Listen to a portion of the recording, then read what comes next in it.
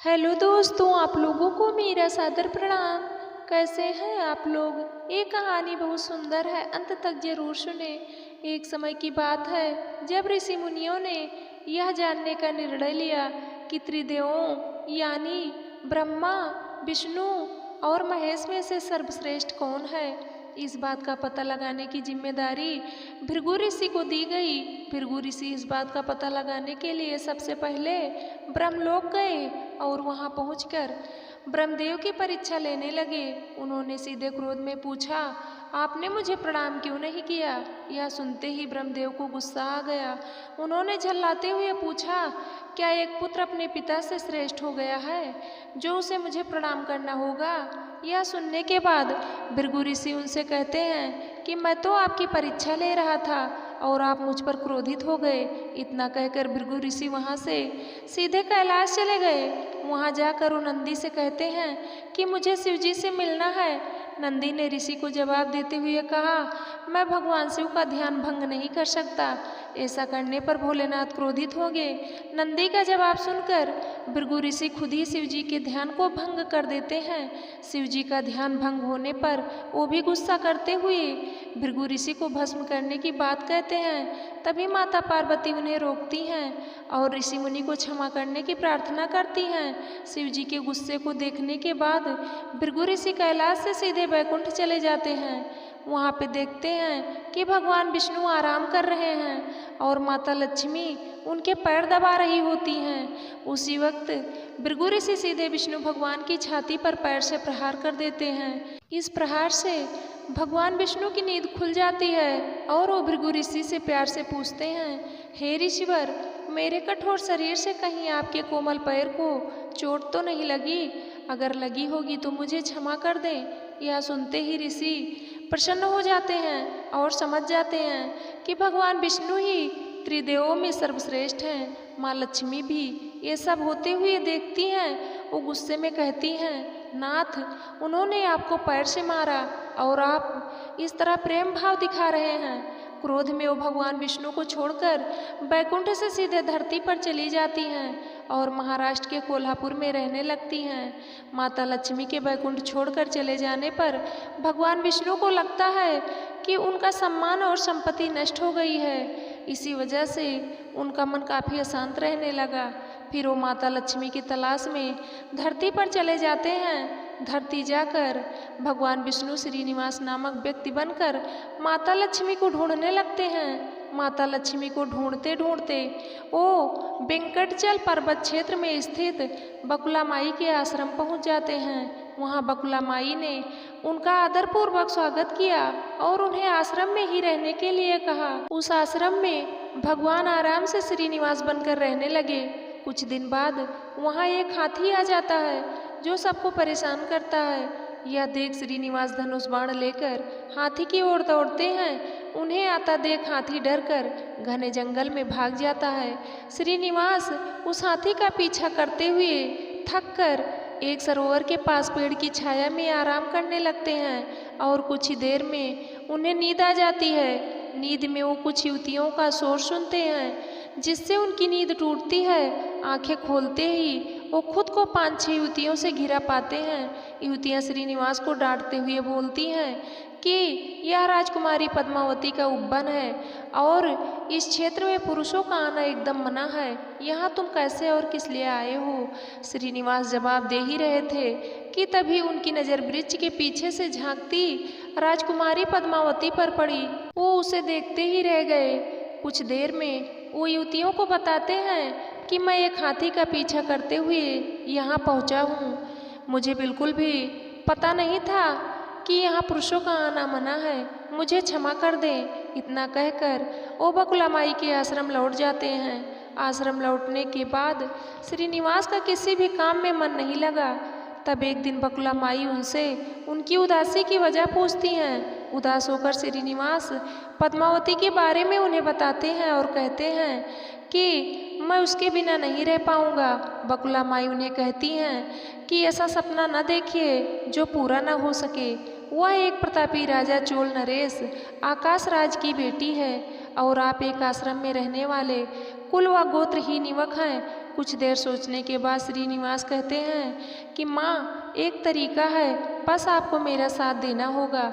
बकुला माई श्रीनिवास का प्यार देखकर हाँ कह देती हैं। दूसरे दिन श्रीनिवास ज्योतिष विद्या में निपुण औरत का वेश धारण करके राजा आकाश के नगर नारायणपुर पहुँचते हैं। उनकी विद्या की वजह से हर तरफ उनकी चर्चा होने लगती है। होते होते एक दिन राजा ने उन्हें अपनी बेटी पद्मावती का हाथ देखने के लिए श्रीनिवास को अपने महल बुलवाया। वहां पहुंचकर उन्होंने राजकुमारी के हाथों की रेखा देखी और कहा कि कुछ दिन पहले एक युवक से वन में तुम्हारी मुलाकात हुई होगी। पद्मावती ने जवाब में हाँ कहा। महिला बने श्रीनिवास ने कहा कि उसी युवक के साथ तुम्हारा विवाह होगा। तभी पद्मावती की माँ धरणा देवी उनसे पूछती हैं कि यह कैसे होगा। तब ज्योतिष औरत कहती है कि यह इसके भाग्य में लिखा है और ग्रह यह कहते हैं कि एक औरत उसके लिए आपकी बेटी का रिश्ता मांगने आएगी। 2 दिन बीतने के बाद बकुला माई एक तपस्विनी बनकर राजमहल गई और अपने युवा पुत्र के लिए पद्मावती के रिश्ते की बात की। तभी राजा आकाश बकुला माई को पहचान जाते हैं और उनसे पूछते हैं कि वह युवक कौन है। बकुला माई उन्हें श्रीनिवास के बारे में बताते हुए कहती हैं कि वह चंद्रवंश में जन्मा हुआ लड़का है जो मेरे आश्रम में रहता है और मुझे माँ मानता है। राजा उनकी बात सुनने के बाद बकुला माई से सोचने के लिए कुछ दिन मांगते हैं। फिर राजा ने अपने राजपुरोहित को बुलाकर इस बारे में चर्चा की। सब कुछ जानने के बाद राजपुरोहित श्रीनिवास के बारे में पता लगाने में जुट जाते हैं। श्रीनिवास के बारे में अच्छे से पता करके वह राजा को कहते हैं कि महाराज, उसमें भगवान विष्णु के समान गुण हैं और आपकी पुत्री लक्ष्मी जैसी है। ऐसे में यह बार आपकी पुत्री के लिए सुयोग्य है। यह सुनकर राजा तुरंत बकुला माई के आश्रम में अपनी स्वीकृति के साथ विवाह की लग्न पत्रिका भिजवा देते हैं। श्रीनिवास और बकुला माई को राजा की मंजूरी से जितनी खुशी हुई उतनी ही चिंता होने लगी। दोनों के मन में होता है कि उनके पास शादी कराने के लिए पर्याप्त धन नहीं है और ना ही विवाह के बाद लड़की के रहने के लिए घर। तब बकुला माई श्रीनिवास को लेकर वराह स्वामी के पास जाकर उन्हें श्रीनिवास के शादी में खर्च के लिए धन की कमी की समस्या के बारे में बताती हैं। तब वराह स्वामी 8 दिक्पाल का आवाहन करते हैं। तभी वहाँ ब्रह्मा, शंकर, इंद्र, कुबेर आदि देवता प्रकट हो जाते हैं। फिर वराह स्वामी श्रीनिवास से कहते हैं कि तुम खुद ही इन्हें अपनी समस्या के बारे में बताओ।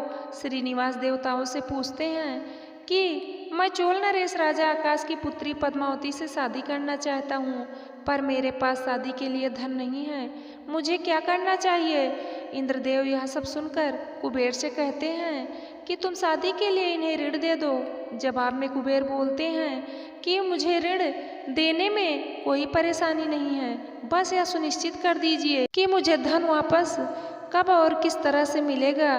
तब श्रीनिवास ने कहा, आप चिंता न कीजिए कुबेर देव, मैं कलयुग के अंत तक पूरा ऋण चुका दूंगा। फिर कुबेर ने देवताओं को साक्षी रखकर श्रीनिवास को ऋण दे दिया। उन पैसों से वह पद्मावती से बड़े धूमधाम के साथ शादी करते हैं। तभी उनकी शादी की सूचना लेकर नारद जी कोल्हापुर पहुंच जाते हैं और माँ लक्ष्मी को सारी बातें बता देते हैं। जैसे ही माता लक्ष्मी को पता चलता है कि विष्णु जी ने श्रीनिवास बनकर पद्मावती से शादी करके वेंकटचल पर्वत पर रह रहे हैं, तो वह उदास हो जाती हैं। कुछ ही देर में वो सीधे विष्णु भगवान से मिलने के लिए वेंकटचल पहुंच जाती हैं। वहां वो देखती हैं कि पद्मावती बड़े प्यार से श्रीनिवास की सेवा कर रही है। माँ लक्ष्मी से रहा नहीं जाता और वो उन्हें भला बुरा कहने लगती हैं। आखिर में वो पद्मावती को बताती हैं कि ये श्रीनिवास नहीं बल्कि मेरे पति विष्णु हैं, तुमने इनसे कैसे विवाह कर लिया।